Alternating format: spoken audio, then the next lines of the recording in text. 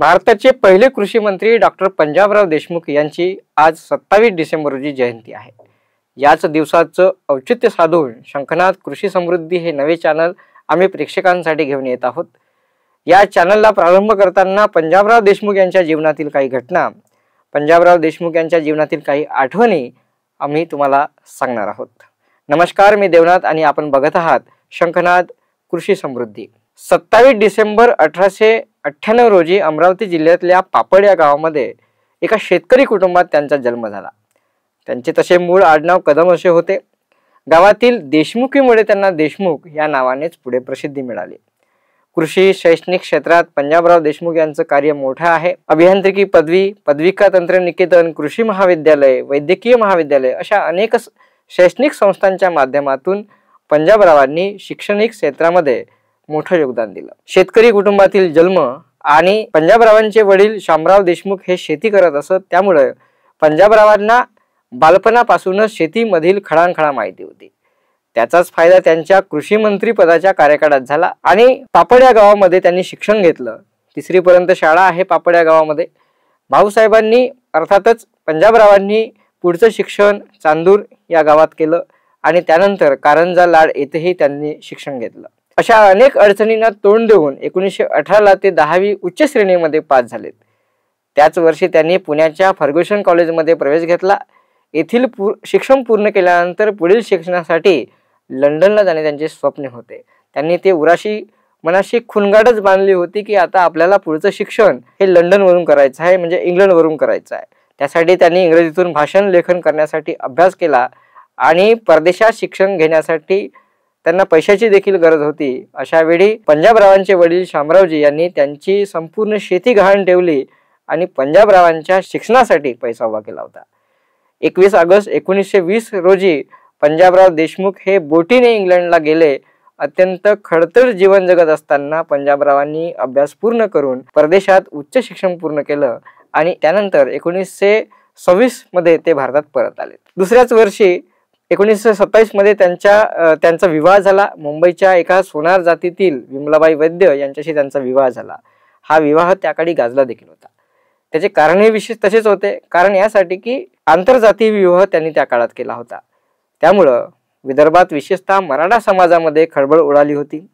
पंजाबराव हे मुळातच सत्यशोधकी आणि समतावादी विचार सरणीचे होते, त्यामुळे त्यांच्या आयुष्यामध्ये जात धर्म या शब्दाला थारा नव्हती। पण त्या काळाचा समाज हा आजच्या काळापेक्षा कितीतरी कर्मठ आणि धर्मभोळा होता। त्यामुळे अब्रूला चिटकून असलेल्या अशा समाजामध्ये त्यांना विरोधी झाला। त्या काळी अस्पृश्यता आणि अघोरी कर्मकांड यांचे स्तोम माजले असताना कुणी आंतरजातीय विवाह करणं हे समाजाला पटणारे नव्हते। अशा स्थितीही कोणतीही तमा न बाळगता पंजाबरावांनी विवाह केला। 1920 चा एक काळ होता, ज्या काळामध्ये कापूस बाजारामध्ये मंदीची प्रचंड अशी लाट होती। कापसाचा भाव 250 रुपयाहून 25 रुपयावर आला होता। त्यापूर्वीच्या 1918च्या दुष्काळाने देखील शेतकरी आधीच संकटात सापडला होता। सावकार कोर्टात डिक्री मिळून शेतकऱ्यांच्या घरातील भांडी कुंडी, बैल, म्हशी म्हणजे पाळीव प्राणी जप्त करून त्रास देऊ लागले होते। या पार्श्वभूमीवर देखील पंजाबरावांनी कर्ज लवाद बिल मांडलं होतं। कर्जफेडीचे सुलभ हप्ते शेतकऱ्यांच्या हिताचा एक चाणाक्ष विचार करून हे भाऊसाहेबांनी अर्थातच पंजाबरावांनी मांडलं आणि शेतकऱ्यांना अस्मानी, सुलतानी, सावकारी संकटातून बाहेर काढण्याचे काम पंजाबरावांनी केले। अर्थातच शेतकऱ्यांना अभय देण्याचे काम त्यांनी केले। वराडातल्या हजारो कर्जपीडित शेतकऱ्यांना या लवादाचा फायदा झाला आणि कर्जदार शेतकऱ्यांची 90% शेती वाचली।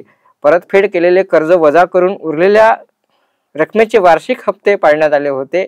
त्यामुळं सावकारी कर्जात सापडलेल्या अशा शेतकऱ्यांना शेती देखील परत मिळाल्यात। शेतकऱ्यांच्या कर्जमुक्तीचा एवढा अद्भुत प्रयत्न अन्य कुठेही झाला नाही। मात्र या विधेयकासाठी पंजाबरावांनी जे आपले सर्वस्वपणा लावले होते त्यामुळं ते साध्य झाले। म्हणूनच त्यांना कृषी क्रांतीचे जनक देखील म्हटले जाते। आपल्याकडे त्या काळातही अनेक शेतकरी नेते होते, परंतु शेतकऱ्यांचे अश्रू पुसणारे, खऱ्या अर्थाने त्याची व्यथा समजून घेणारे मोजकेच नेते होते। त्यातील एक पंजाबराव होते। विदर्भामध्ये शिक्षणाचा प्रसार व्हावा यासाठी त्यांनी 1931 मध्ये शिवाजी शिक्षण संस्थेची स्थापना केली। या संस्थेच्या माध्यमातून पश्चिम विदर्भात म्हणजेच अमरावती विभागामध्ये अंदाजे जवळपास 1000 शाळा त्यांनी महाविद्यालय, अभियांत्रिकी, तंत्रनिकेतन, कृषी, वैद्यकीय अशी महाविद्यालय स्थापन केली आणि शैक्षणिक क्षेत्रामध्ये मोठे योगदान दिले। तत्कालीन राष्ट्रपती डॉक्टर राजेंद्र प्रसाद यांनी 1950 मध्ये सार्वजनिक विद्यापीठाची स्थापना केली होती। त्याच वर्षी पंजाबराव देशमुखांनी 7 महाविद्यालय स्थापन केली। हा एक मोठा त्यांनी शैक्षणिक कार्यात दिलेला योगदान आहे।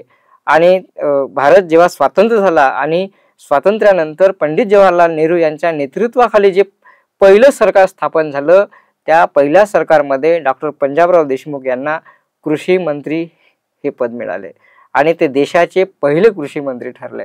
पंजाबराव देशमुख हे खऱ्या अर्थाने शोषितांचे, शेतकऱ्यांचे तारणहार होते। 1952 ते 1962 या काळामध्ये ते कृषी मंत्री होते।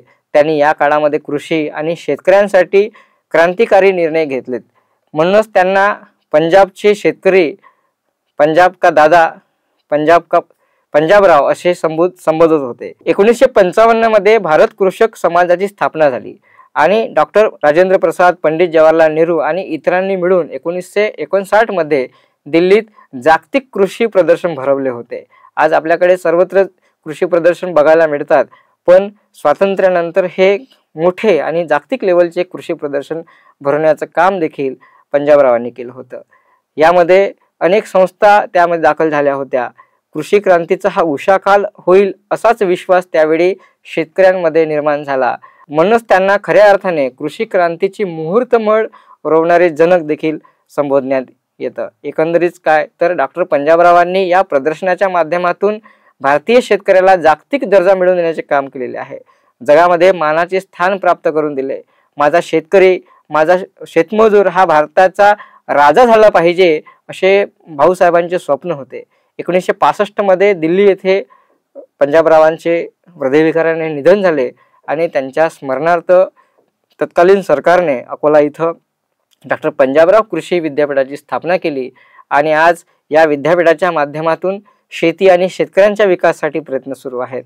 शंखनाद कृषी समृद्धी या चॅनलच्या माध्यमातून आम्ही देखील कृषीतील यशोगाथा, प्रयोगशील शेती आणि शेतकऱ्यांच्या कथा, कृषी हवामान आणि शेती संदर्भातील समस्या आम्ही घेऊन येणार आहोत। पुन्हा भेटूया एका नवीन विषयासह। तोपर्यंत नमस्कार। आणि कृषीतील नवनवीन यशोगाथा बघण्यासाठी तुम्ही हा आमचा चॅनल शंखनाद कृषी समृद्धी लाईक, सबस्क्राईब करायला विसरू नका। धन्यवाद।